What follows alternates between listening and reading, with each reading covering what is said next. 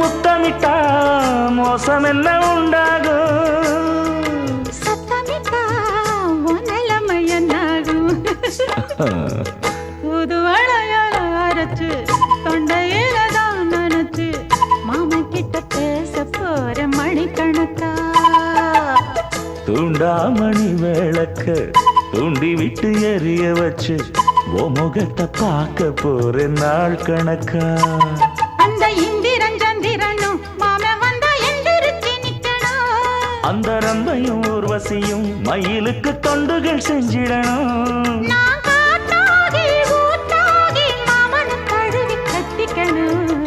தூது வளையல அரைச்சு தொண்டையில தான் நினைச்சு நானும் கூட பேச போறேன் மணிக்கணக்கா.